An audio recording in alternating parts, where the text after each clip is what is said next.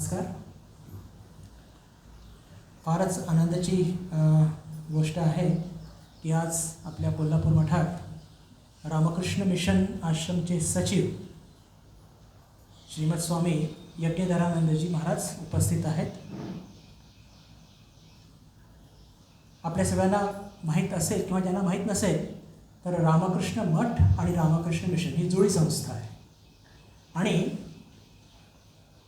रामकृष्ण मिशनचे जे सचिव असतात ते त्या केंद्राचे प्रमुख असतात आणि रामकृष्ण मठचे जे अध्यक्ष असतात ते त्या मठ केंद्राचे प्रमुख असतात. तर महाराज तिथे सचिव आहेत किंवा तिथे मोठे महाराज आहेत, काही म्हटलं तरी चालेल. महाराजांचं अचानक आगमन कसं झालं, कदाचित हे प्रश्न कोणाच्या मनात असेल तर महाराष्ट्र जी भावधारा परिषद आहे त्या परिषदेची सभा पंढरपूरला तिचं आयोजन करण्यात आलेलं आहे आणि हेडक्वार्टरचे रिप्रेझेंटेटिव्ह प्रतिनिधी म्हणून बेलूर मठाचे प्रतिनिधी म्हणून त्यांची या सभेकरता नियुक्ती झाली असून ते इथे आलेले आहेत. तर नक्कीच या एक सुवर्णसंधीचा लाभ आपण का नाही घ्यावा. त्यांची माझी फोनवरती चर्चा झाली आणि मी त्यांना प्रस्ताव दिला की महाराज निमंत्रित केलं की आपण कोल्हापूरला इथे यावं आणि हे जे एक नवीन मठ सुरू झालेलं आहे आणि अंबाबाईच्या दर्शनाला नवीन जागा बघायला आणि मग इथूनच आपण प्रस्थान करूया. तर त्यांनी होकार दिला आणि म्हणूनच आज आपल्या सगळ्यांच्यामध्ये महाराज उपस्थित आहे. एक अल्पसा परिचय महाराजांशी तुमच्या करून देऊ इच्छितो. 1996 साली महाराजांनी रामकृष्ण मठ चेन्नई इथे रामकृष्ण संघात प्रवेश केला. तेव्हा रामकृष्ण मठ चेन्नईचे अध्यक्ष श्रीमद स्वामी गौतमजी महाराज होते आणि तेव्हा ते रामकृष्ण मठ मिशनचे उपाध्यक्षसुद्धा होते. त्यांच्या हाताखाली महाराजांची जडणघडण झालेली. त्यानंतर ट्रेनिंग सेंटरनंतर बऱ्याच ठिकाणी महाराजांनी आपली सेवा रुजू केलेली आहे. या सगळ्या सेवेमध्ये जे अतिशय उल्लेखनीय गोष्ट मला अशी वाटते की जवळपास 5 ते 6 वर्ष हेडक्वार्टर्समध्ये त्यांनी एक CSR सेल म्हणून आहे. तर CSR या शब्दाने तुमच्या लक्षात आलं असेल की आजकाल सर्व मोठ्या मोठ्या कंपन्यांना सरकारने कंपल्सरी केलेलं आहे की तुमच्या प्रॉफिटचं 1.5% तुम्ही विभिन्न सेवा कार्यात त्याचा विनियोग केला पाहिजे. तर बेलूर मठामध्ये एक मोठी रक्कम विभिन्न कंपन्यांमधून येत असते. तर त्याचं योग्य नियोजन करणे फार आवश्यक असतं. कोणत्या सेंटरला आवश्यकता आहे, कोणते सेंटर ते कार्य करू शकतं आणि त्यातून कंपन्यांच्या फार अटी शर्ती असतात. त्यांना वेळेवर रिपोर्ट पाहिजे असतं. तर हे एक अतिशय कठीण काम, अत्यंत सामर्थ्यवान प्रमाण आहे आणि एखाद्या कुशल मॅनेजरप्रमाणे त्यांनी जवळपास 5 ते 6 वर्ष तिथे केलं आणि 2021 साली ऑगस्ट महिन्यामध्ये त्यांची नियुक्ती रामकृष्ण मिशन आश्रम जम्मूचे सचिव म्हणून झाली आणि त्यानंतर महाराज सातत्याने तिथेच आपली सेवा देत आहेत. शास्त्र अध्ययन आणि विशेष करून हिंदी, अंग्रेजी आणि बांगला या 3 भाषेमध्ये महाराज फारच तज्ज्ञ आहेत आणि त्यांना मराठी फार चांगली समजते आणि थोडीफार प्रयत्न करतील ते आज बोलूसुद्धा शकतील ते. पण मी त्याचा फार आग्रह धरत नाही. पण त्यांना मराठी फार चांगली समजते कारण की त्यांची जी वाढ झालेली आहे ती एका अशा ठिकाणी झाली की तिथे मराठी वातावरण फार एक प्रबल आहे. असो, तर या सगळ्या त्यांच्यामध्ये जे गुण आहेत त्याच्यावरती सगळ्यात मोठा गुण जे साधूमध्ये असलं पाहिजे की अत्यंत प्रेमळ स्वभावाचे आहेत आणि स्वभाव अतिशय विनोदी आहे. त्याची झलक कदाचित तुम्हाला आजच्या व्याख्यानात मिळू शकेल. तर असे एका प्रतिभावान आणि बहुमुखी व्यक्तित्व आज आपल्याला लाभलेलं आहे. मी तुमच्या सर्वांच्या वतीने महाराजांचं स्वागत करतो आणि आपल्या आश्रमचे अंतेवासी स्वामी अर्घ्यानंदजी महाराज त्यांना विनंती करतो की त्यांनी पुष्पहार अर्पण करून महाराजांचं स्वागत करावं.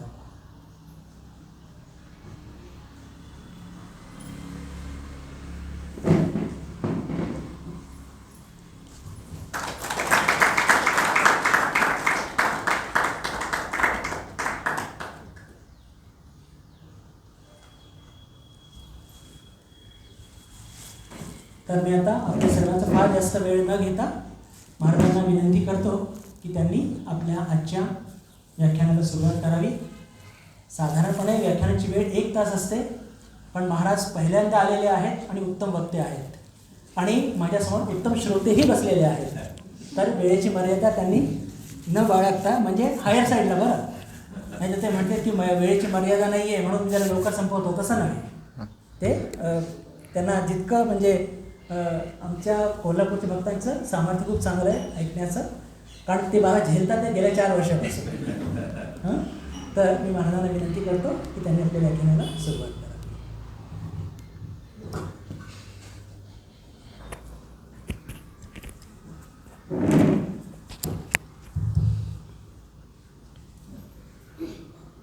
ॐ सर्वधर्मस्थापकस्त्वं सर्वधर्मस्वरूपकः आचार्याणां महाचार्यो रामकृष्णाय ते नमः.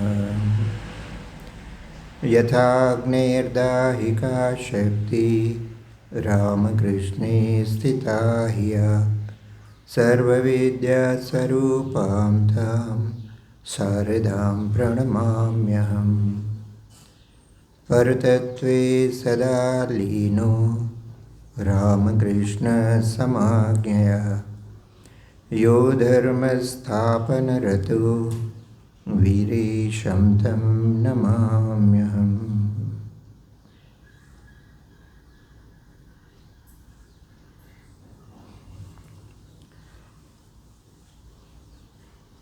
श्री रामकृष्ण देव, माँ शारदा देवी, स्वामी विवेकानंद और अम्बा माई के चरणों में प्रणाम निवेदन करता हूँ. और श्रद्धेय स्वामी बुद्धानंद जी हमारे अतिशय प्रिय मित्र समान है. उन्हें और इस मठ में उपस्थित दूसरे जो साधु ब्रह्मचारी भक्त आप सभी लोग उपस्थित हैं, सभी का अभिवादन करते हुए आज के इस कार्यक्रम का प्रारंभ करते हैं. और अभी मेरे चरित्र में बहुत सारी विशेषताएं हैं. मुझे आज अभी परिचय सुनने से पता चला, मुझे खुद को पता नहीं था मुझ में इतनी योग्यता है. तो राम महाराज का, हमारे स्वामी बुद्धानंद जी का मैं विशेष रूप से धन्यवाद ज्ञापन करता हूँ. अभी मुझे अपने अंदर की वो विशेषताएं देखने का प्रयास करना पड़ेगा और नहीं हो तो डेवलप करना पड़ेगा, नहीं तो उनकी बात झूठ नहीं निकल जाए. आणि तुम्हा लोकांना हिंदी ऐकण्याची सवय आहे की नाही, पण मला मराठी बोलण्याची सवय नाही, म्हणून तुम्हाला थोडं फार अवघडच जाईल 1 तास. आज और महाराज ने तो ये भी बताया कि हमारा क्यों आना हुआ है. जाना है पंढरपुर मीटिंग के लिए. उन्होंने कहा कि इधर होते हुए जाओ, तो उसमें कहीं प्रवचन का इतना कोई विशेष हमारा ये नहीं था, पर अब अचानक से प्रवचन भी देना पड़ रहा है, तो मुझे पता नहीं कि क्या बोलना है. Ideas are not so well organised, but अब कोशिश करेंगे थोड़ा बात करने की. प्रवचन नहीं, इसको आप थोड़ा बातचीत समझिए. थोड़ा आप लोगों का सुनेंगे, थोड़ा हम लोग अपनी तरफ से कुछ बोलने का प्रयास करेंगे. तो आप सभी लोग भक्त हैं कि नहीं? हाँ, आप में से कितने लोगों की दीक्षा हुई है? लगभग सभी लोग दीक्षित है. सभी लोग दीक्षित है अर्थातच ठाकूरांकडे तुमचं चित्त जातोय अशी मी कल्पना करतो. आता काय, एक गोष्टपासून सुरुवात करतो. एक जंगल में एक गाय चर रही थी. तो चरते चरते और उसने देखा कि एक बाघ उसकी तरफ आ रहा है, एक शेर उसका पीछा कर रहा है, उसको पकड़ने की तैयारी कर रहा है. तो गाय बेचारी घबरा के भागने लगती है. अब जब गाय भागने लगी तो पीछे पीछे शेर भी पूरा उसके वेग से भाग रहा था। हुआ क्या कि भागते भागते गाय एक जगह देखा कि छोटा सा एक पानी का एक ये है, तालाब तो नहीं बोल सकते, कभी कभी जंगल में होता है ना कि छोटा सा एक घेरा होता है, उसमें थोड़ा सा पानी दिखता है, तो वो गाय उसमें चली जाती है। और शेर जो पूरा स्पीड से आ रहा था और उसने अचानक से छलांग लगाई, तो दोनों ही उस गड्ढे में गिर जाते हैं। अब वो उसमें पानी कम था और कीचड़ ज़्यादा था, उसके कारण से क्या हुआ कि दोनों ही उसमें फंस गए। अब ये गनीमत थी कि दोनों के बीच में थोड़ा डिस्टेंस था, क्योंकि शेर थोड़ा स्पीड से आ रहा था ना, तो स्पीड से आ रहा था इसलिए वो थोड़ा उछल के गाय से थोड़ा दूर जाके गिरा, गाय थोड़ा पीछे थी, दोनों में सफिशिएंट थोड़ा एक दूरी बनी हुई थी। अब जितना गाय बाहर निकलने की कोशिश करी उतना उसने देखा कि और ज़्यादा अंदर अंदर जा रहे हैं, निकलना मुश्किल है। और शेर ने भी बड़ी कोशिश की पर वो कीचड़ में से निकल नहीं पाया। तो थोड़ी देर वो स्ट्रगल चलता रहा। फिर अचानक से देखा शेर ने, शेर को बड़ा गुस्सा तो आ रहा था, जैसी दोपहर को हमारी हालत हुई थी कि जब भूख लगने लगी थी, तो जैसा भूख लगने पे होता है कि हमको फिर कब खाने को मिलेगा ऐसा सोच में ना, क्योंकि आज सुबह 3 बजे से उठ के यात्रा शुरू करी, तो यहाँ आकर हम पहुँचे लगभग 3 तो बजे हो नहीं, 1:30-2 बजा होगा, जो भी हो। कहने का मतलब जब भूख लगती है और सामने भोजन दिखे तो आदमी को कैसा लगता है ना। तो शेर ने भी देखा, इतनी भूख लगी थी, इतना अच्छा भोजन सामने पड़ा है पर खा नहीं पा रहा है, तो समझ न सकता कैसा उसके मन में लग रहा होगा। तो उसको उससे ज़्यादा गुस्सा इस बात का आया कि गाय धीरे धीरे मुस्कुरा रही थी। अब होना तो उल्टा चाहिए, गाय को डरना चाहिए और शेर ने हंसना चाहिए था, पर वहाँ शेर गुस्से में बड़ा आ रहा था और गाय धीरे धीरे मुस्कुरा रहे थे। तो शेर को लगा तुमको इतना मरने का डर नहीं लग रहा है? तो गाय ने उसका कोई जवाब नहीं दिया। गाय ने बोला कि मरने की बात तो बाद में देखी जाएगी, मर को एक बात बताओ, तुम्हारा कोई मालिक है कि नहीं? तो शेर को और गुस्सा आया, बोले तुम कैसी बात करती हो, मैं जंगल का राजा, मेरा और कौन मालिक हो सकता है?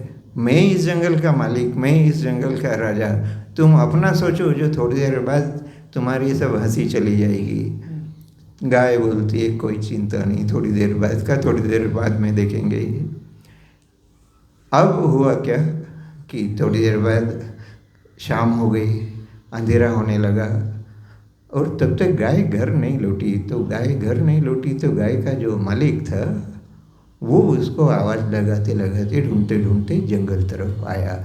गाय ने भी आवाज़ लगाई, मालिक ने पहचान लिया गाय किधर है, वो आया, उसने परिस्थिति देखी, समझ गया, तो उस मालिक ने अपने जुगाड़ लगाए और गाय को निकाल के ले गया।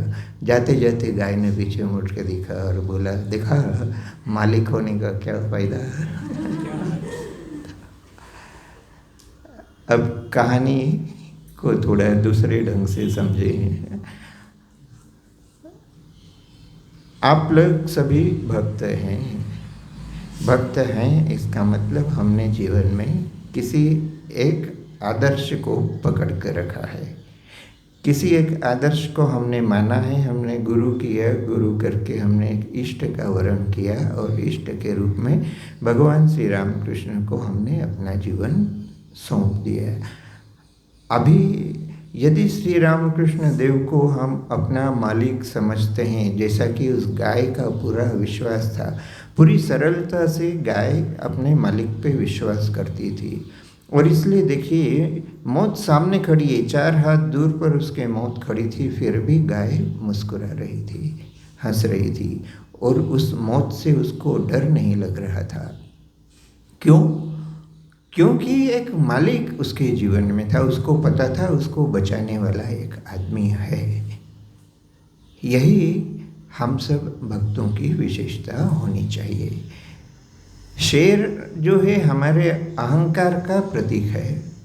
उसको लगता है मैं ही राजा हूँ, मैं ही सर्वस्व हूँ, मुझे और कुछ करने की आवश्यकता नहीं, मुझे किसी के अधीन रहने की आवश्यकता नहीं। गाय दीनता का प्रतीक है, सरलता का प्रतीक है और शरणागति का प्रतीक है। उस गाय जैसा सरल विश्वास यदि हमें भगवान में हो तो जीवन में तकलीफ़ें तो आएगी। सच्चा भक्त कभी भगवान से यह प्रार्थना नहीं करता कि भगवान मुझे सुखी रखना। क्यों? क्योंकि उसे पता है कि मेरा जीवन जो है वो भगवान का दिया हुआ है, भगवान मेरे जीवन का निर्धारण करेंगे, वही मेरे जीवन का संचालन करेंगे। और इसलिए वो जैसा भी मुझे रखे वैसा मुझे रहना है, जिस पर हमारा विश्वास होता है। अब देखिए, जीवन सांसारिक जीवन में यदि आप किसी से प्रेम करते हैं तो उस प्रेम में यदि कोई सांसारिक बंधन भी आता है, यदि कोई कष्टदायक परिस्थिति भी आती है, तो भी हम हमारे प्रेमी के प्रति कोई गुस्सा नहीं करते, कोई क्रोध नहीं करते, बल्कि उसे समझने का प्रयास करते। पूर्ण रूप से हमारा उस पर विश्वास होता है, इसलिए तो वह प्रेम कहलाता है। जिसमें पूरा आत्मसमर्पण है, जिसमें पूरी श्रद्धा है, जिसमें पूरा विश्वास है, वही तो सच्चा प्रेम होता है। और इसलिए यदि हम भगवान के सच्चे भक्त हैं तो भगवान का भक्त कभी यह नहीं कहता कि भगवान मुझे हमेशा सुखी रखना। हमारे पास तो एक बहुत अच्छा उदाहरण है, आप लोगों ने बहुत बार सुना भी होगा। महाभारत में आप देखिए, कुंती के जीवन में दुख ही दुख रहा। प्रारंभ से लेकर जीवन के अंतिम दिनों तक उन्होंने कोई बहुत अच्छी परिस्थितियों में जीवन नहीं बिताया। फिर भी कुंती की वो एक प्रसिद्ध प्रार्थना है जिसमें महाभारत युद्ध के पश्चात श्री कृष्ण जब विदाई लेते हैं और माता कुंती के पास आकर विदाई मांगते हैं, तो कुंती कहती है कि भगवान मुझे आपसे एक वरदान चाहिए। और वरदान क्या मांगा? उन्होंने वरदान मांगा कि मुझे हमेशा आप दुख में रहो। देखिए कैसा अद्भुत। हम लोग तो हमेशा हम भी यही करते, हम हमारे बच्चों को भी छोटे बच्चों को भी सिखाते हैं कि भगवान से जाके प्रार्थना करो, भगवान तुमको परीक्षा पास करा देंगे, भगवान तुमको नौकरी दिला देंगे, भगवान तुमको अच्छी लड़की दिला देंगे या लड़का दिला देंगे, अच्छी गाड़ी दिला देंगे। तो वो हम लोग ठीक से प्रार्थना करना भी इसका मतलब हम भी नहीं जानते और दूसरों को भी नहीं सिखा पाते। इसलिए कुंती सारा जीवन दुख उठा के भी भगवान से बोलती है कि मुझे दुख में है। भगवान को भी आश्चर्य हुआ, क्यों ऐसा वरदान मांगा? कुंती कहती है दुख होने से ही मनुष्य की प्रवृत्ति है। अब देखिए, अब कुंती सच में थी या नहीं, ऐतिहासिक व्यक्तित्व कुंती का था या नहीं, महाभारत सच में हुआ या नहीं, वो सब विद्वानों के विचार करने की बात है। आप उसको एक कहानी भी मान लीजिए, बट इतिहास के हिसाब से भी यदि आप देखिए तो इतिहास की दृष्टि से महाभारत यदि सिर्फ कहानी भी है, एक काल्पनिक कहानी भी है, तो उसकी रचना तो आज से हजारों वर्ष पहले हुई थी। इस बात में तो वैज्ञानिक लोगों का भी एक मत है, बहुत साल पहले। तो इतने साल पहले भी मनुष्य की प्रवृत्ति एक जैसी ही थी। कुंती भी यही कहती है, यदि सुख में रहूंगी भगवान तो तुम्हें याद रखना मुश्किल है। दुख जब जीवन में आता है तभी हम भगवान को याद करते हैं, नहीं तो यदि सब तरह का सुख मिला हो तो कहाँ हम भगवान को याद करते। हो सकता है कि हम एक मंदिर का निर्माण करा दे, हमारे घर में भी एक कोने में हम छोटा सा मंदिर बना कर रख दे, उसमें भोग वोग सब पूजा पाठ की सब व्यवस्था भी कर दें, पर मन भगवान में नहीं लगता है, मन संसार में ही लगा रहता है। और उसी सुख को फिर हम बचाए रखने का भी प्रयास करते रहते हैं कि कैसे मेरे पास जो धन संपत्ति ऐश्वर्य है सबको बचा कर रखें। और उसी के लिए भगवान से प्रार्थना करें, भगवान मुझे सुख रखना, खुशी रखना, आखिरी तक मेरे जीवन में कोई तकलीफ नहीं आए। फिर हमारे से मन नहीं भरता, फिर बोलते हैं मेरे बच्चों को भी खुश रखना, फिर बोलते हैं मेरे पोते पोती नाती पोती सभी को खुश रखना। तो जैसे उसी में हमारा जीवन चला जाता है। कुंती कहती है कि मुझे जीवन में दुख रखना, और कुंती के बहुत साल बाद देखिए उसके बाद भी हमारे कवि बोल के गए, आपको पता ही होगा किसी ने बोला, सुख में सुमिरन सब करे, दुख में करे न कोई, जो सुख में सुमिरन करे दुख काहे को होए। तो सुख में ही भगवान को हम भूल जाते हैं, दुख में तो हमको भगवान अपने आप याद आते हैं। जो बड़े नास्तिक बने फिरते हैं, आजकल बड़ा फैशन हो गया, हम भगवान को नहीं मानते, हम किसी उसमें नहीं मानते, ईश्वर में नहीं मानते। पर जब दुख पड़ता है, आप देखिए अच्छे अच्छे नास्तिक लोगों को, अब बहुत सारे कम्युनिस्ट लोग जो बोलते हैं ना कि हम भगवान में विश्वास नहीं थे, अच्छे अच्छे कम्युनिस्ट लोगों को हमने देखा है कि वो ज़रूरत पड़ती तो भगवान के मंदिर में जाते हैं। कहने का मतलब जब दुख पड़ता है तभी हम भगवान को याद करते हैं। इसलिए भगवान को यदि याद रखना हो तो जीवन में दुख अवश्य होना चाहिए, प्रार्थना करना चाहिए, डरना नहीं चाहिए दुख से। क्यों? क्योंकि भगवान का दिया दुख है, हमारा निर्माण किया हुआ दुख होगा तो हम तकलीफ उठाएंगे और उससे निकलना भी बड़ा मुश्किल होगा।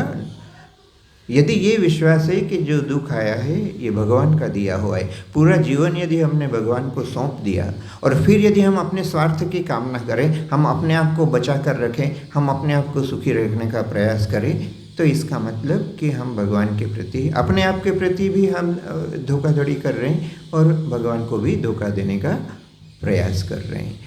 तो उस प्रयास से बचना चाहिए। इसलिए कहने का मतलब जीवन में यदि दुख आता है, कष्ट आता है, विपरीत परिस्थितियाँ आती है, उसे भगवान का आशीर्वाद मानना चाहिए। एक छोटी सी कहानी है, एक बार अर्जुन और कृष्ण घूमने जाते हैं। घूमने जा रहे थे तो एक जगह जाके देखा, जाते जाते चलते चलते रास्ते में थक गए, भूख लगने लगी, तो एक गांव में गए। उस गांव में एक बहुत बड़ा आदमी, गांव का जमींदार जैसा था, उसके पास गए तो वो जाके कुछ खाने को मांगते, उसके पहले ही उस आदमी ने चिल्लाना शुरू कर दिया, आ गए भिखारी कहाँ से उठ के, अब पता नहीं अब खाने को मांगेंगे, फिर पैसा मांगेंगे, और करके उनको गालियाँ देना शुरू करा और वहाँ से उनको भगा दिया।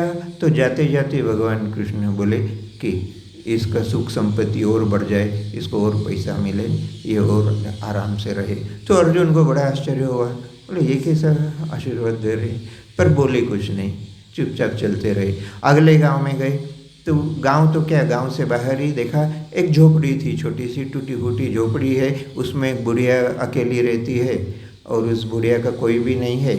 एक गाय है, उस गाय को जैसे तैसे वो जंगल में चरा के और उसका जो दूध मिलता है उस दूध से ही भगवान को भोग लगाती है, खुद भी वही लेती है और ऐसा ही करके उसका जीवन चलता है।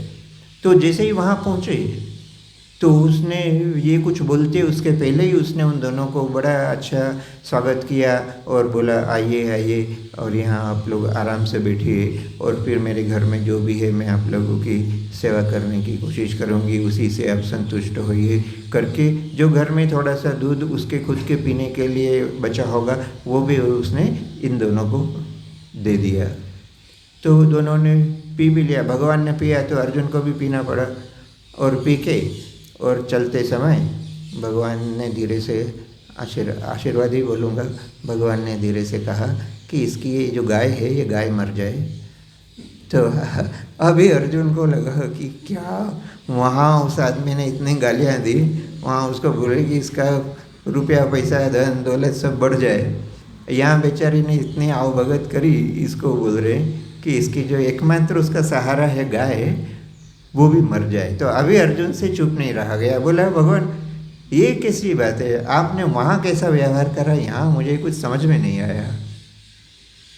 तो भगवान बोले देखो अर्जुन, वो आदमी जो है ना वो अभी संसार में डूबा हुआ है, उसको अभी लोगों के साथ कैसा व्यवहार करना वही पता नहीं है, भगवान की याद तो उसके जीवन में कब आएगी पता नहीं।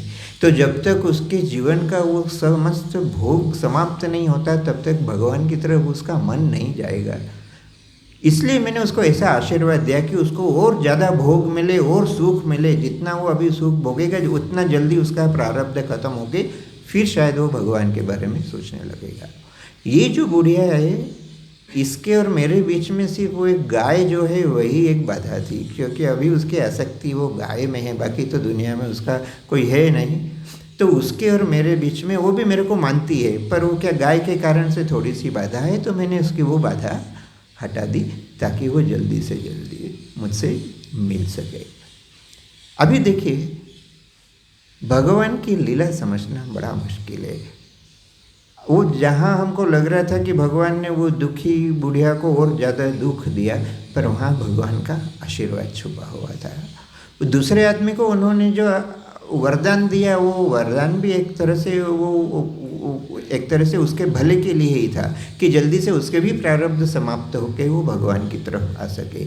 हम लोगों की यही समस्या है। हम बार बार बोलते हैं मैं तो भगवान में विश्वास करता हूँ, दीक्षा भी ले ली, आश्रम में भी आया, फिर भी मेरे जीवन में क्यों दुख आ रहा है? होता है कि नहीं? आप खुद विचार करके देखिए। मन में कितनी बार प्रश्न आता है। कभी पूछा होगा किसी महाराज लोगों से, कभी नहीं भी पूछा होगा तो मन में तो कभी न कभी आ ही जाता है, मैंने तो कुछ बुरा किया नहीं, मेरे साथ ऐसा क्यों हो रहा है, मेरे ही साथ ऐसा क्यों होता है? इसका मतलब अभी तक भगवान पे हमारा पूरा विश्वास नहीं है। जब भगवान में पूरा विश्वास होगा तो हम ये प्रश्न पूछना भी छोड़ देंगे। मैं नहीं कहता कि जीवन में तकलीफ आने से हमारा कोई विचलन नहीं होता है या कुछ दुख नहीं होता है, पर फिर भी मन में विश्वास होना चाहिए कि जो भी परिस्थिति हमारे सामने आई है भगवान की दी हुई है। यदि सच्चे मन से भगवान में विश्वास करते हैं तो वो जो परिस्थिति आई है वो भी भगवान की दी हुई है। और आप लोग अपने जीवन को अच्छी तरह से विचार करके देखिए, जिस समय आपके जीवन में बहुत तकलीफ़ें आई होगी, बहुत कष्ट हुआ होगा, वो समय आज है क्या? वो तकलीफ़ें भी गुजर गई कि नहीं? और तकलीफ़ गुजर गई, वो आपको कुछ सिखा कर गई कि नहीं? यदि आप उसको गहराई से उसका विश्लेषण करके देखेंगे तो पता चलेगा कि उस समय जो लग रहा था कि भगवान ने मेरे साथ ऐसा गलत क्यों किया, आज पता चलता है कि भगवान ने उस समय जो किया वो शायद अच्छा ही किया हमारे लिए। तो ऐसे अनुभव जब हमारे होते जाते हैं तब धीरे धीरे भगवान पे हमारा विश्वास और बढ़ते जाता है, और ऐसा करते करते हम भगवान की ओर नज़दीक पहुंचते जाते हैं। इसलिए यदि सच में हम भक्त हैं, सच में हमने यदि भगवान पर विश्वास किया है, सच में यदि अपने जीवन का सब कुछ हमने भगवान को सौंप दिया है, तो फिर जैसी भी परिस्थिति है, अब ये भगवान का दिया हुआ जीवन है, भगवान का दिया हुआ जीवन है, तो उसमें अब हमारा बोलने का कुछ नहीं, शिकायत करने की हमारी कोई जगह नहीं रह जाती। श्री रामकृष्ण देव के जीवन में देखिए, गिरीश चंद्र घोष नाम के भक्त थे, आप सभी जानते ही होंगे, आप लोगों ने पढ़ा होगा। तो गिरीश चंद्र घोष ने जीवन में वो खुद बोलते थे कि उन्होंने सब तरह के पाप किए और उनका रामकृष्ण देव पे इतना विश्वास था। बोलते थे यदि मुझे पता होता कि ऐसा एक इतना बड़ा आध्यात्मिक आधार मेरे जीवन में आने वाला है, मैं शायद और भी ज़्यादा पाप करता, क्योंकि मुझे पता होता उस समय कि मुझे ऐसा उद्धार करने वाला कोई मिलने वाला है। आप सोचिए कितना विश्वास है। और यह विश्वास सिर्फ बोलने का नहीं है। एक बार उनका जो एक छोटा बच्चा होता है जिसे वे बहुत प्रेम करते थे, स्वाभाविक है सभी माँ बाप अपने बच्चों से प्रेम करते हैं, गिरीश चंद्र घोष भी अपने बच्चे से प्रेम करते हैं, और गिरीश चंद्र घोष के उस बच्चे की भी मृत्यु हो जाती है। आप सोचिए जीवन में कितना दुख हुआ होगा उनको। पर उसके पहले श्री रामकृष्ण देव ने एक लीला करी थी। वो प्रसंग आप लोगों को पता होगा, उसमें भी गहराई में नहीं जाते, पर बात क्या हुई थी? बात यह हुई थी कि उन्होंने अर्थात श्री रामकृष्ण देव से गिरीश चंद्र से एक वचन ले लिया था कि तुम्हारे जीवन का पूरा भार मुझ पर सौंप दो। और बातों बातों में श्री रामकृष्ण देव ने बोल दिया, गिरीश चंद्र घोष ने बोल दिया कि ठीक है, आज से मेरे जीवन का सब भार तुम्हारे ऊपर दिया। बड़ा मज़ेदार प्रसंग है ना, आप लोगों ने पढ़ा होगा।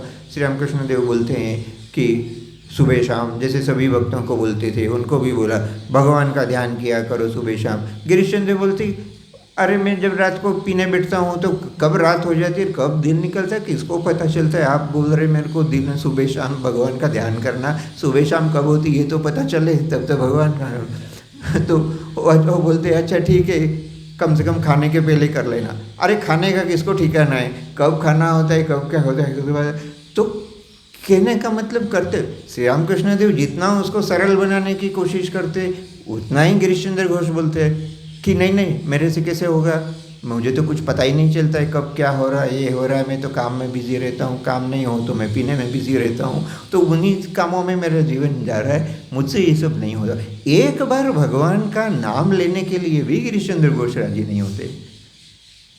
तो फिर थक हार के रामकृष्ण देव बोलते कि अच्छा एक काम करो, भगवान का एक बार भी भगवान का नाम मत लो, बस तुम्हारे जीवन का भार मुझ पे सौंप दो सब। तो गिरीश को लगा वाह ये बड़ा आसान काम है, इसमें तो कोई तकलीफ नहीं। बोले ठीक है ये बात मान लेता हूँ, जीवन का सब। गिरीश समझ नहीं पाए कि भगवान क्या है। जैसे वो कृष्ण वाली कहानी में बताया ना कि बाहर से देखने में समझ में नहीं आता है, जिसने गालियाँ दी उसको बोल रहे कि इसका और भला हो, जिसने अच्छी आओ भगत करी उसको बोलते इसकी गाय भी मर जाए, उसका जो थोड़ा सा सहारा था वो भी मर। भगवान की लीला समझना बड़ा मुश्किल है। रामकृष्ण देव की इस बात को भी गिरीश चंद्र घोष समझ ही नहीं पाए। बोले बड़ा आसान काम है, बोल दिया ठीक है, आज से मेरे जीवन का सब कुछ आपके ऊपर, मैंने अपना भार आप पे सौंप दिया। उसके बाद की घटना है, बाद में जाकर ऐसा, तब शायद संभवतः श्री रामकृष्ण देव ने देह त्याग भी कर दिया था, और उस समय उनका छोटा बच्चा जिसको वो बड़ा प्रेम करते थे वो मर जाता है। अब सोचिए मन में कितना दुख हुआ होगा। गिरीश रोने लगे और अचानक याद आया कि मैं रोने वाला कौन होता हूँ, मैंने तो जीवन का सब कुछ ठाकुर को सौंप दिया, सब कुछ ठाकुर को सौंप दिया। ये बच्चे का जीवन भी इसका मतलब ठाकुर के हाथ में था। यदि ठाकुर ने ये ले लिया तो ये उनकी मर्जी, तो मैं रोने वाला कौन होता हूँ। वो उसी समय अपने आंसू पोंछ के और वो अपने काम में वापस से लग जाते। कितना बड़ा त्याग है, पर कितनी बड़ी समझ है उसके पीछे। आप सोचिए ईश्वर पे कितना बड़ा विश्वास है। एक बार यदि भगवान के सब ऊपर सब सौंप दिया, फिर ये जो हम बार बार रोते रहते मेरे साथ ऐसा हुआ, मेरे साथ ऐसा अन्याय हुआ है, ये बोलने की जगह ही नहीं रह जाती। और यदि ये हम बोलते हैं इसका मतलब भगवान पे हमारा विश्वास नहीं है। इसलिए भगवान पे विश्वास सिर्फ बोलने की बात नहीं है, उसके लिए मन में दृढ़ता होना चाहिए, मन में विश्वास होना चाहिए, भगवान के ऊपर उतना प्रेम होना चाहिए, तब जाकर होता है। अब कैसे होगा ये? तो अब ये समस्या भी हजारों सालों से चली आ रही है। हजारों साल पहले भी यही समस्या थी, श्री रामकृष्ण देव के समय में भी था, अभी भी है। जब तक हम लोग हैं धरती पर तब तक चलती रहेगी कि भगवान में विश्वास, भगवान में मन कैसे लगाए।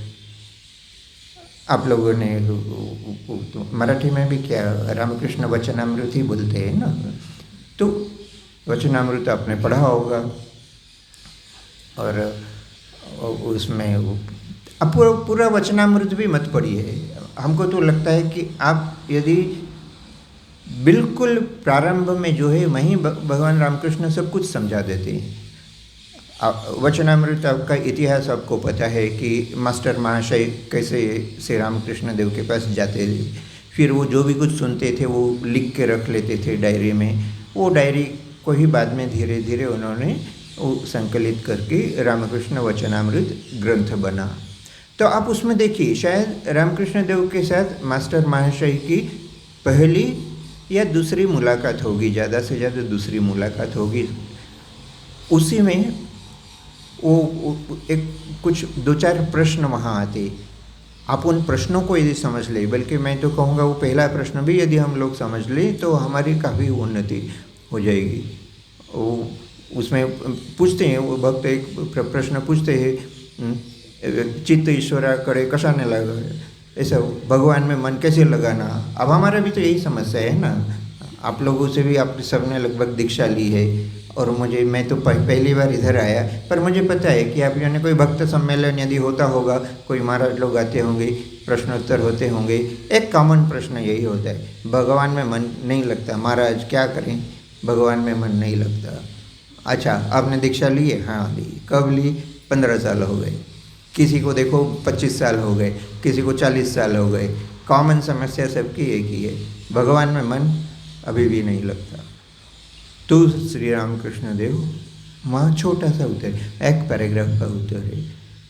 उसमें क्या बोलते, सबसे पहली बार श्री रामकृष्ण देव बोलते कि सर्वदा नाम स्मरण અને गुण संकीर्तन, भगवान का गुण संकीर्तन निरंतर करना चाहिए और सर्वदा नाम स्मरण करना चाहिए। कैसा, उससे क्या होगा? मुझे हम तो नाम करते हैं, हम तो सुबह 1 घंटा बैठते हैं, शाम को भी 1 घंटा बैठते हैं। 1 घंटा भगवान ने कहाँ बोला?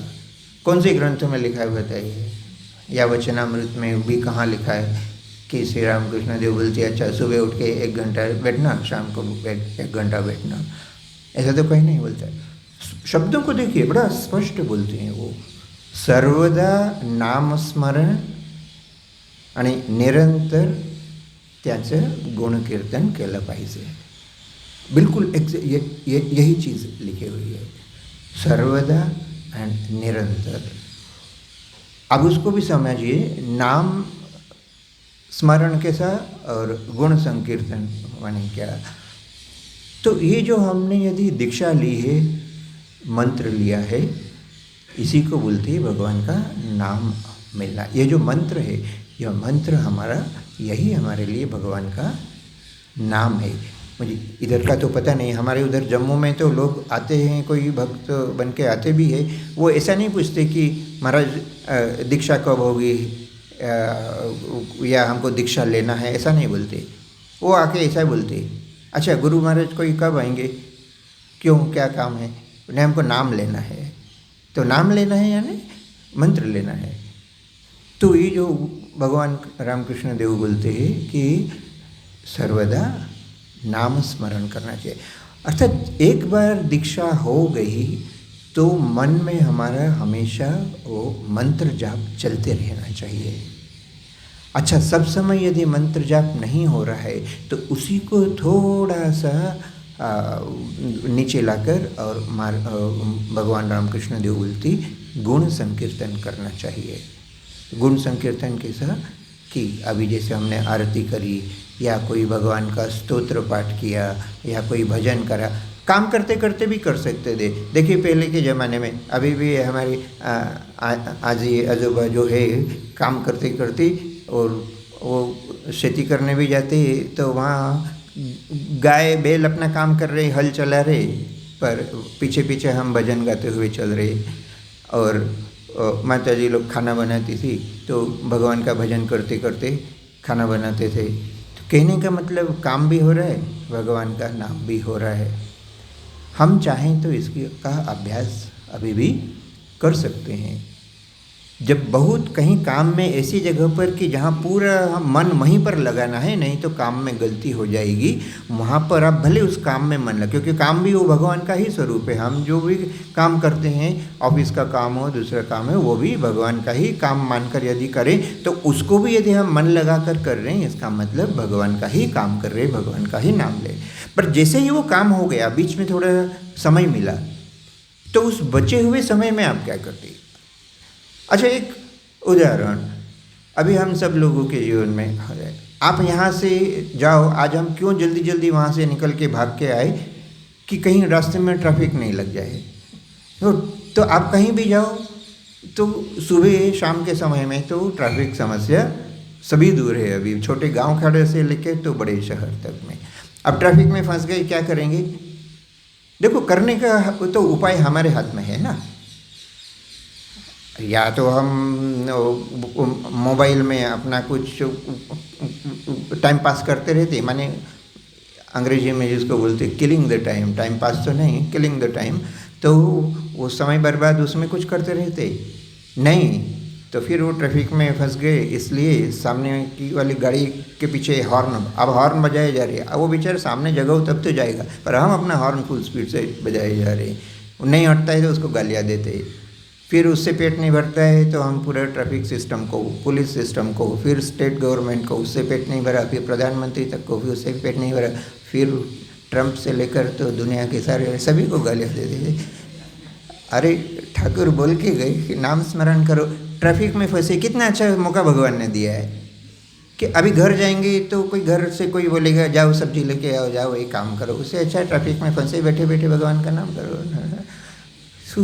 चॉइस तो हमारे हाथ में है। इसलिए ठाकुर बोलते सर्वदा भगवान का नाम स्मरण करो, गुण कीर्तन करो, तभी तो भगवान में मन लगेगा। प्रश्न बड़ा सुंदर है और प्रश्न बड़ा शाश्वत प्रश्न है, ईश्वर में मन कैसे लगेगा। ठाकुर पहला ही जवाब देते सर्वदा नाम स्मरण करो, गुण कीर्तन करो। यदि सच में भगवान में हमारा नाम लगेगा तब तो हम करेंगे ना। और चूंकि हम सिर्फ नाम के लिए भगवान के भक्त बनते हैं, इसलिए ठाकुर उपाय बता रहे हैं कि चलो अभी भले हमने दीक्षा ले लिया, अभी भगवान में हमारा मन नहीं लगता, पर यदि सच में लगाना है तो ये उपाय है।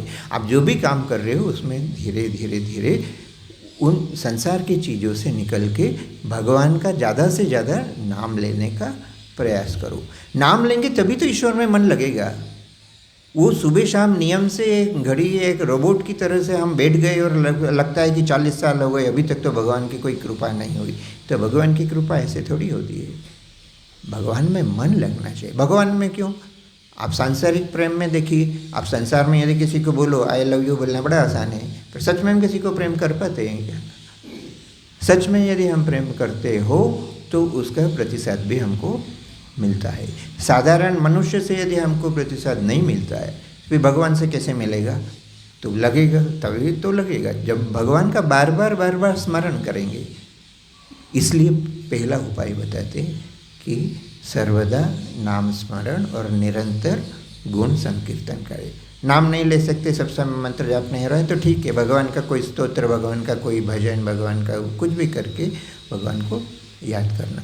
दूसरा उपाय बताते हैं, क्या बोलते? साधु संग करना चाहिए, सत्संग करना चाहिए। हाँ ये अच्छा है, चलो अभी नाम स्मरण तो इतना हमसे होता नहीं, फिर उसमें बहाना बनाना है मेरे को तो गाना नहीं आता है। अरे गाना गाने को नहीं बोले, कोई नहीं बोलते कि वो शास्त्रीय संगीत सीख के फिर भगवान का नाम करो, ऐसा कहीं नहीं लिखा है। करने की इच्छा हो तो कैसे भी करके भगवान को याद करना है। फिर बोलते हैं सत्संग करो। तो सत्संग हम कैसे करें महाराज? सत्संग ये जो आपके कोल्हापुर वाले महाराज है, ये तो किसी साधु को इधर बुलाते ही नहीं है, तो हम कैसे सत्संग करें? और ऐसा थोड़ी लिखा है कि आश्रम में जाना है, फिर कोई साधु आएंगे, फिर उनके सामने जाके बैठना है, उसी को सत्संग, ऐसा नहीं। वहाँ फिर आप देखिए बड़ा स्पष्ट रूप से बोलते जो ईश्वर के प्रति जिन्होंने अपने आप को समर्पित किया है, ऐसे लोगों का संग करना है। तो ऐसे लोग तो आपके अपने अपने समाज में भी हो सकते, आपके मित्रों में देखिए, आपके परिवार में देखिए, आपके जान पहचान के उनमें देखिए, उनमें कोई ना कोई यदि ऐसा होगा जो सच में भगवान को चाहता है, भगवान में थोड़ा विश्वास है, भगवान में थोड़ी भक्ति रखता है, आप उसके साथ रहो ना। आप उस आदमी के साथ में क्यों रहते हो जो हमेशा सिनेमा की बात करता है, जो हमेशा पॉलिटिक्स की बात करता है, जो हमेशा कहीं ना कहीं किसी को कैसे तकलीफ में डालना हूँ उसी की बात करता है? आप अपने रिश्तेदारों में, मित्रों में और भी जो जान पहचान के उनमें ऐसे लोगों को देखिए, कोई ना कोई तो ऐसा। और जब हम सच्चे मन से चाहते हैं ना, जरूर हमको ऐसा कोई ना कोई मिल भी जाता है। तो आप ऐसे लोगों का साथ करने का प्रयास करो जिनके साथ रहने से आपको भगवान की याद आए। अब ज़्यादा से ज़्यादा हमको समय मिलता है। अब मुझे तो बड़ी ईर्ष्या हो रही है कि राम महाराज ने आज शायद एक छोटा सा नोटिस भेजा और आप इतने लोग आ गए। हमारे आश्रम में इतने भक्त देखने के लिए हमको साल में 5 बार इंतजार करना पड़ता है। बड़ी कोशिश करो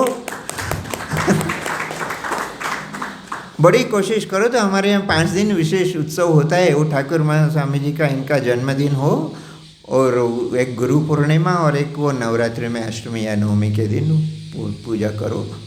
तो भी 15-20 दिन पहले से मैसेज भेजते रोज़ याद दिलाओ, रोज़ फ़ोन करो, तो जाके 30-40 लोग यदि आ गए तो अपना सौभाग्य समझना चाहिए। तो सत्संग करने की इच्छा होना चाहिए। इच्छा हो तो आप खुद यहाँ आएंगे, आश्रम में आएंगे, साधुओं के पास जाएंगे, या अपने आप में एक ग्रुप बनेंगे। अपने घर में सबसे अच्छी बात तो है कि अपने घर में वैसा वातावरण बनाएं।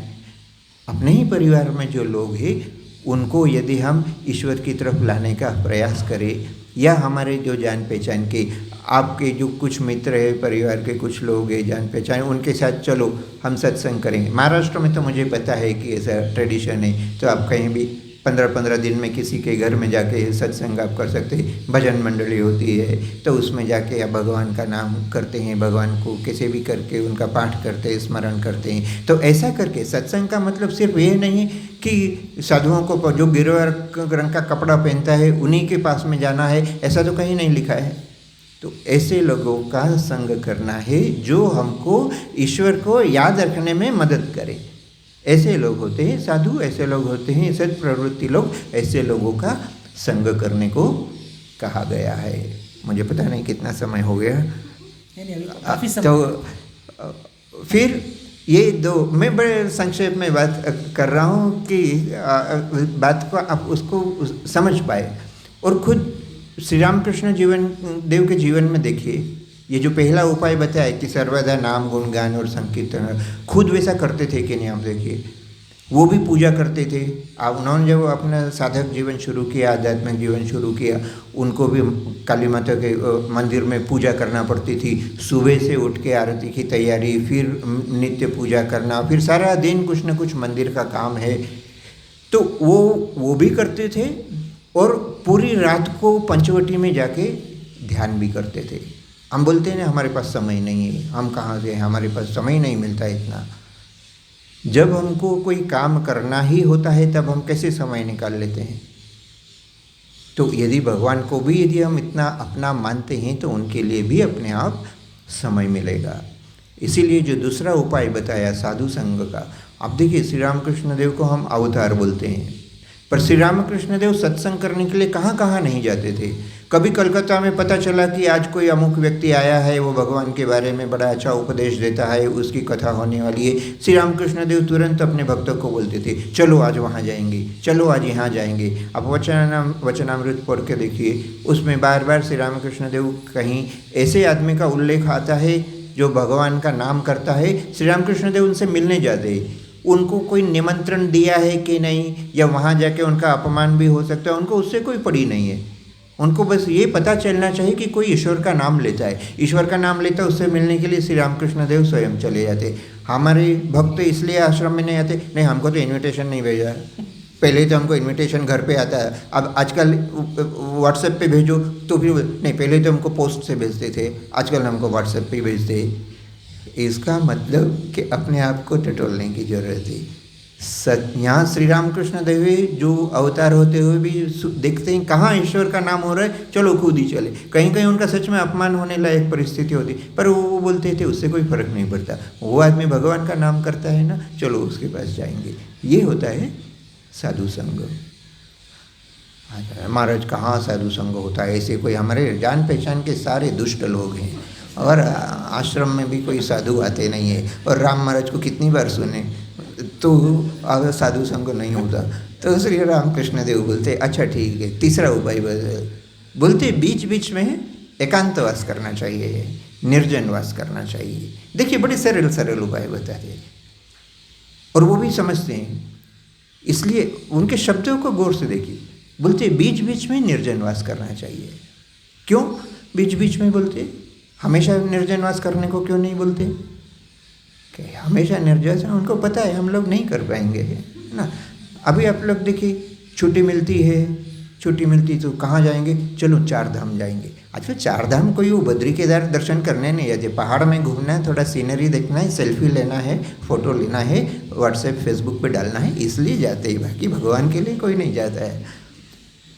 तो पर वो भी कैसा जाते, फिर बड़ा सबको गर्व से बताते हैं मैं ऐसा घूम के आया, मैं ऐसा करके आया, कितनी अच्छी जगह है। अच्छा उस जगह पे आपको हमेशा रख दिया, फिर अभी सोचो पहाड़ी में उसमें ठंडी में यदि साल भर रहना पड़े तो भगवान को पता था कि ये लोग 2-4 दिन के लिए कहीं जाके अच्छा लगेगा इनको, ये हमेशा के लिए जाने को बोलेंगे तो फिर जाना बंद कर देंगे या जाएंगे नहीं। इसलिए बोलते हैं बीच बीच में निर्जनवास करना चाहिए।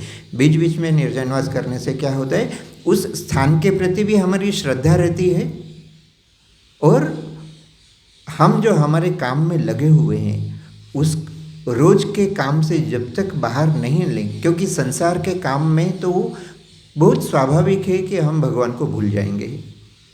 इसलिए जब निर्जन में जाते हैं, एकांत में जाते हैं, तो हमको एक मौका मिलता है कि रोज की खिटपिट से, अभी देखो हम आश्रम में रहते हैं तो वहाँ हम भी यही बोलते हैं, आप में हम में कोई ज़्यादा अंतर नहीं है। वहाँ रहते हम भी बोलते अरे समय नहीं मिलता, समय नहीं मिलता। अब इधर आ गए तो आश्रम में क्या चल रहा है अभी इतनी चिंता नहीं रहती। तो इसलिए अब थोड़ा बीच में से आप कितना भी बिजी हो, लगे कि मेरे बिना संसार नहीं चल सकता है, आप 2-4 दिन बाहर रह के देख के आइए तो मन को शांति मिलेगी। आप भगवान को भी थोड़ा ज़्यादा याद कर पाएंगे और थोड़ा डीपली सोचेंगे तो फिर कहीं ना कहीं ये भी फीलिंग आने लगे कि अरे मेरे बिना भी संसार चलता है, मेरे बिना भी आश्रम चलता है। तो ये फीलिंग आना भी बहुत ज़रूरी है। इसलिए ठाकुर बोलते हैं बीच बीच में निर्जनवास करना चाहिए। अब निर्जनवास कहाँ करना, तो वो भी वो बता देते हैं, मनात, कोपरत आणि वनात। अब उसको सोच के देखो, कोई बोले हाँ ठीक है भगवान ने तो बोला है तो हम वन में जाएंगे, जंगल में जाएंगे। अब जंगल बचे कहाँ हैं? हाँ, जंगल ढूंढने के लिए कहीं आपको छुट्टी मिलेगी 1 दिन या 2 दिन, आप उसमें जंगल ढूंढने जाएंगे तो शायद 1 सप्ताह जर्नी करके जाएंगे, या फ्लाइट से जाएंगे तो भी शायद 2 दिन लगेंगे, तब जाके आपको जंगल मिलेगा। तो वो जंगल में जाके और एकांतवास करने का भी इतना अभी अवसर इतना रहा नहीं। फिर बोलते कोने में। अब कोने का मतलब कि चलो घर में ही मान लो एक छोटा सा कोना बना लिया है जहाँ भगवान बैठे हैं, जहाँ बैठ के हम रोज जब ध्यान करेंगे। पर ऐसा भी तो सबके लिए संभव नहीं है ना। कभी बहुत से भक्त हैं, इतनी अच्छी परिस्थिति नहीं है, छोटा घर है, उसमें कहाँ अलग से कोना निकलता है कि सिर्फ भगवान के लिए उसमें जगह है और हम अलग से बैठ पाए। अच्छा, हमारे घर में मान लो एक कोना मिल भी गया, पर वो पड़ोसी का लड़का जो डीजे बजाएगा उस पर तो हमारा कोई कंट्रोल नहीं है ना। तो वो कोने में बैठ के भगवान का नाम करने का भी उतना अच्छा मौका सबके जीवन में नहीं है।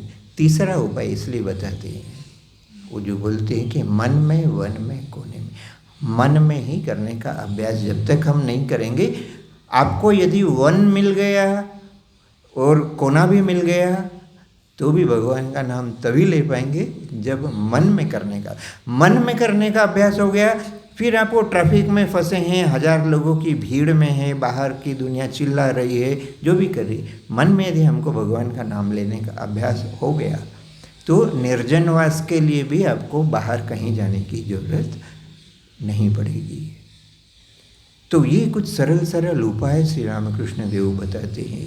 एक सर्वदा भगवान का नाम गुणगान करना, दूसरा सत्संग करना, तीसरा ये निर्जनवास, और निर्जनवास के लिए भी बताया मन में, वन में और कोने में। चौथी एक और बात बताते जो सबसे महत्वपूर्ण है। चौथी बात क्या बताती? बोलते सद असद विचार करना चाहिए।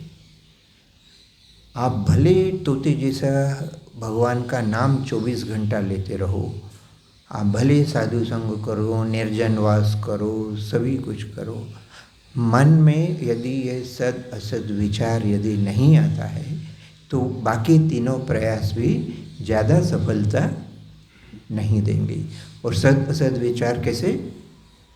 रामकृष्ण देव उसको भी ठीक ठीक व्याख्या कर देती, बोलती ईश्वर ही सद, बाकी सब असत।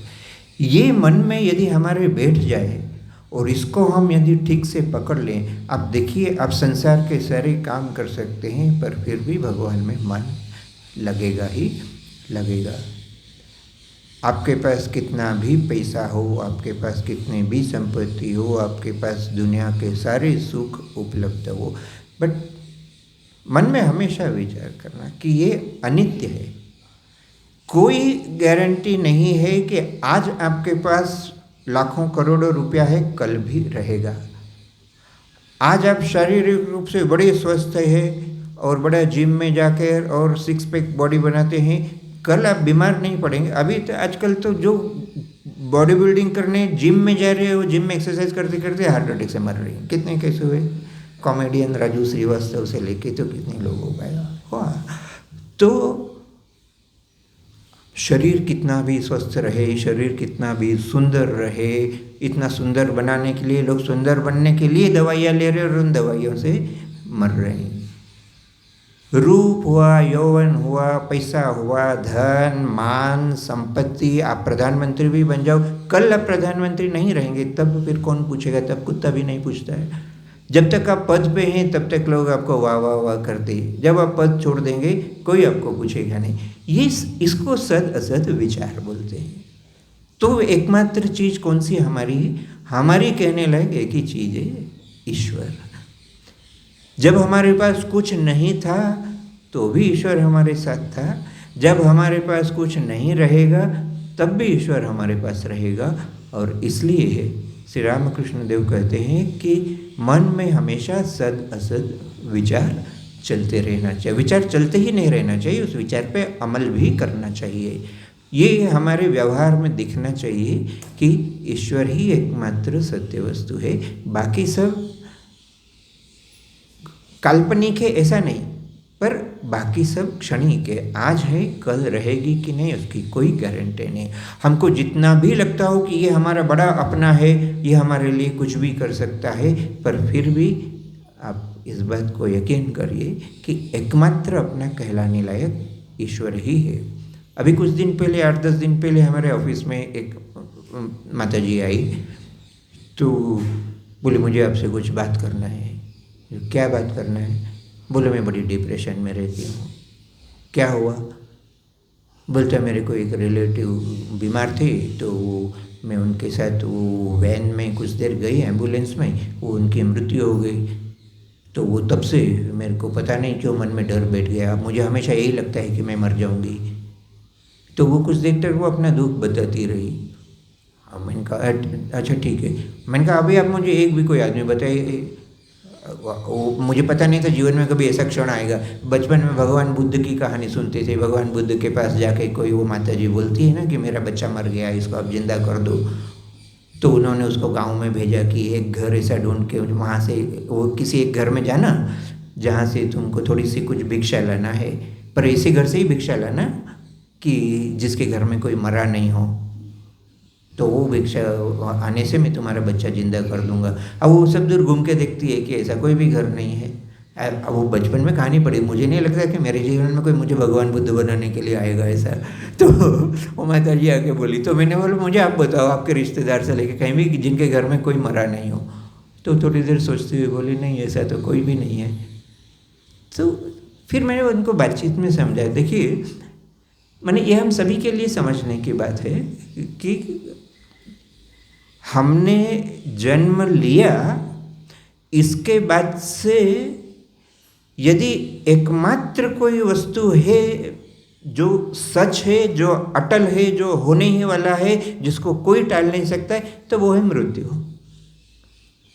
बाकी आप बच्चे से होकर बड़े होते हैं तो उसमें आप अपने जीवन का कितना भी स्ट्रगल कर लो, बहुत गरीब हो तो उससे आप बहुत पैसा बना लो, आपके पास कोई प्रतिष्ठा नहीं है, आप बहुत बड़ी पोस्ट पे पहुंच गए, आपने जीवन में काफ़ी कारनामे कर लिए, सब कुछ कर लिया, पर वो होगा उसके बाद में फिर वो चला भी जाएगा। सब समय रहेगा इसकी कोई गारंटी नहीं है। आपने मान लो एवरेस्ट पे भी आप चढ़ गए, आपने एक उम्र में एवरेस्ट पे विजय प्राप्त कर ली, आप सारी जिंदगी थोड़ी एवरेस्ट पे चढ़ पाएंगे। आपको एक पोस्ट पे चले गए, एक न एक दिन वो पोस्ट भी चली जाएगी। आपने बहुत पैसा कमा लिया, एक न एक दिन वो पैसा भी चला जाएगा। जन्म लेने के बाद से एकमात्र वस्तु यदि कोई पक्की है जिसके बारे में हम आंख मूंद करके विश्वास कर सकते हैं, वो यही कि हम मरने वाले भी हैं। तो वो दिन कब आएगा वो भी कोई गारंटी नहीं है। वो हो सकता है अभी 2 मिनट बाद भी हो सकता है, वो 50 साल बाद भी हो सकता है।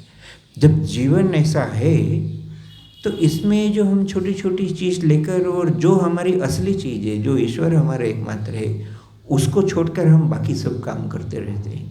अब सोचिए कितनी बड़ी गलती हम करते हैं। यही विचार करना, इन्हीं चीज़ों को सोचना। अच्छा, इससे ये नहीं, एक बार विवेकानंद जी के पास कोई यंग लड़के आए तो ऐसे ही उपदेश में उन्होंने बोला कि सब समय मृत्यु को याद रखना। तो किसी ने पूछ लिया कि महाराज सब समय मृत्यु को याद रखने से तो मन में बड़ा दुख रहेगा, विषाद रहेगा, फिर तो काम नहीं कर पाएंगे। आप पढ़ के देखिए स्वामी जी के वो शब्द। स्वामी जी बोलते नहीं, ऐसा नहीं, आप ठीक ठीक पढ़ोगे तो उल्टा होगा। आप ठीक ठीक यदि मृत्यु को याद रखते हैं अभी सोचिए, यदि हमको याद हो कि कल हम मरने वाले हैं, तो आज हम जिनसे झगड़ा करने वाले हैं उनसे झगड़ा करेंगे क्या? फिर तो लगेगा अरे मैं कल मरने वाला हूँ, अभी झगड़ा करूँगा तो ये कल बोलेगा कि अच्छा हुआ मर गया। हाँ, तो इसलिए इससे थोड़ा, भले मन में गालियाँ दे रहे हैं पर ऊपर से बोलेंगे नहीं भाई तू बहुत अच्छा आदमी है, तो कल मर जाएंगे तो बोलेगा नहीं नहीं वो मेरी तारीफ करता था, बड़ा अच्छा आदमी था। हाँ, तो अब देखिए, यदि सच में हम मृत्यु को याद रखें तो कितना अच्छा। अभी जो भी काम कर रहे हैं, अभी मन लगा के नहीं गया, जैसे तैसे कुछ भी करके कर दिया। यदि मन में सच में विश्वास है कि कल मैं मरने वाला हूँ, अभी भी उस हम काम को इतना कैजुअली कर पाएंगे क्या? तब तो लगेगा नहीं, ये काम को अच्छा करके जाऊँ, मेरे मरने के बाद भी लोगों को लगेगा कि नहीं इतना अच्छा करके गया।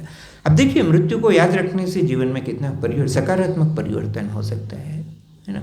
इसलिए श्री रामकृष्ण देव कहते हैं सद असत विचार करना। और सद असत विचार का मतलब कि ईश्वर ही सत्य, बाकी सब असत्य नहीं है, पर बाकी सब अनित्य है और ईश्वर एकमात्र नित्य वस्तु है। तो ये 3-4 उपाय श्री रामकृष्ण देव बताते हैं। इनको अपनाने से क्या होगा? ईश्वर में मन लगेगा। प्रश्न यही था कि ईश्वर में मन कैसे लगे। भगवान श्री रामकृष्ण देव ये 3-4 सहज बिल्कुल सरल उपाय बताते। वो नहीं बोलते आपको शास्त्र पढ़ना है, गुरु के पास जाके और सारे उपनिषद कंठस्थ करना है, तपस्या करना है, एकादशी करना है, ऐसा उपवास करना है, ऐसी जटा बढ़ाना है, एक पैर पे खड़ा रहना, कुछ भी नहीं। जो कर रहे हैं करो, परिवार में जो काम चल रहा है करो, नौकरी करो, बच्चों को बड़ा करो, बच्चों को पढ़ाओ, सब करो। क्या करना है? मन में हमेशा सब करते हुए भी ईश्वर का नाम स्मरण करना है। बीच बीच में समय निकाल के जरूर अपने उसमें से समय निकाल के, जैसे आप लोग आए अभी समय नहीं, बाबा राम महाराज के डर से आए होंगे, जैसे भी आए होंगे, पर समय निकाल के आए तो अभी थोड़ा कुछ भगवान की चर्चा हुई है। इसलिए बोलते बीच बीच में सत्संग करना चाहिए। सत्संग करने के लिए आश्रम में मौका नहीं मिले, आपस में मौका नहीं मिले, तो श्री रामकृष्ण देव कहते हैं निर्जनवास करना चाहिए। कहीं ऐसी जगह चले जाइए जहाँ आप 1 दिन 2 दिन बिता के भगवान का नाम कर पाए। और इन सब के साथ ही साथ, ऐसा नहीं कि इन तीनों में से आप एक भी करेंगे, 2 भी करेंगे चलेगा, पर उन तीनों के साथ साथ ये सद असत विचार हमेशा करना है कि ईश्वर ही एकमात्र सत्य और नित्य वस्तु है। बाकी संसार की जो चीज़ें हमको करना है इसलिए करना है। यदि आश्रम चलाना है तो आश्रम को भी अच्छी तरह से चलाना है, यदि संसार को अच्छे, गृहस्थी को अच्छी तरह से चलाना है तो उसके लिए भी जो भी प्रयास करना है वो भी करना है। पर मन में ये विश्वास रख के कि ये सब ईश्वर के लिए करना है, क्योंकि एकमात्र ईश्वर ही नित्य है। तो ये 3-4 उपाय है, ये करने से और हम ईश्वर में मन लगा सकते हैं, ऐसा श्री रामकृष्ण देव कहते हैं। अब वो कहते हैं वो सही है कि नहीं, वो तभी पता चलेगा जब आप लोग करके देखेंगे। तो आप लोग करके देखिए, और यदि श्री रामकृष्ण देव ने जो कहा सच है तो हम उनसे भी प्रार्थना कर सकते हैं कि वो आपके उन प्रयासों को सफल बनाएं। बस इतना ही कहकर इस सत्संग को यहीं समाप्त करते हैं। ओम शांति शांति शांति। हरि ओम तत्सत। श्री रामकृष्णार्पणमस्तु।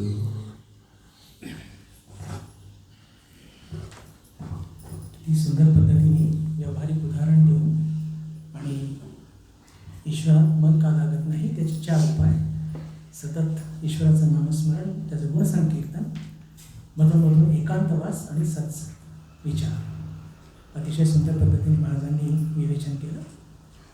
धन्यवाद ज्ञापन करता मी अप्पा कुलकर्णींना विनंती करतो की त्यांनी रामकृष्ण मठाच्या वतीने